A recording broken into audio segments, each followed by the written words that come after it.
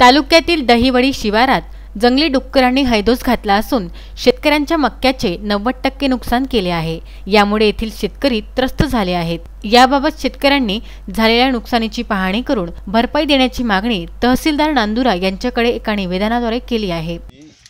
देवळीतील रहिवासी असून हे माझ्या मुलाच्या नावाने सतीश रामराव ढोले यांच्या नावाने 6 एकर शेत आहे।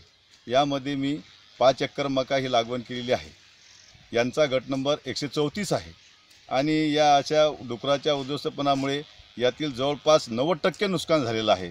तरी शासनाने ती मदत करावी ही नम्र विनंती। सदर निवेदनात त्यांनी म्हटले आहे की दहिवडी शिवारातील बऱ्याच शेतकऱ्यांची जंगली डुक्करांनी 90% मक्का या पिकाचे नुकसान केले असून हाताशी आलेल्या मक्याचे पीक वाया गेले आहे। तरी याबाबत संबंधित अधिकाऱ्यांनी झालेल्या नुकसानीची पाहणी करून नुकसान भरपाई मिळावी अशी मागणी करण्यात आली आहे। दहिवडी शिवारातील सतीश रामराव पाटील, शिवाजी पाटील, माणिकराव ढोले, संजय ढोले, विनोद इंगडे, पद्माकर मानगे, सुभाष ढोले यांच्यासह इतर शेतकऱ्यांचे नुकसान झाल्याचे येथील शेतकऱ्यांनी सांगितले आहे।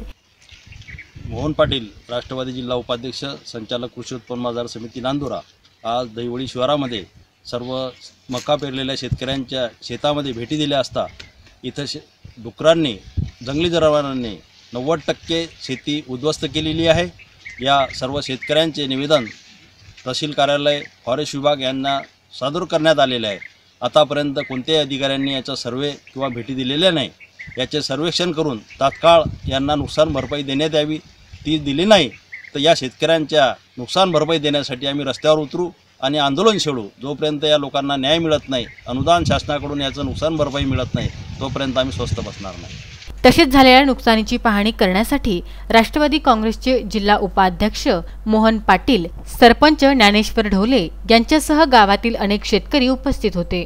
मी सरपंचपती ज्ञानेश्वर ढोले, आमच्या येथील शेतकरी श्री रामराव पंढरीजी ढोले यांच्या मुलांच्या शेतात आम्ही पाहणी केली आणि बऱ्याचशा शेतकऱ्यांची पाहणी केली।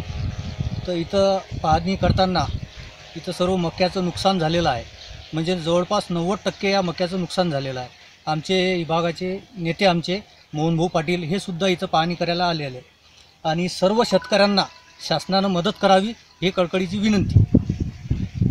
पुरुषोत्तम भातुरकर, विदर्भ न्यूज, नांदुरा।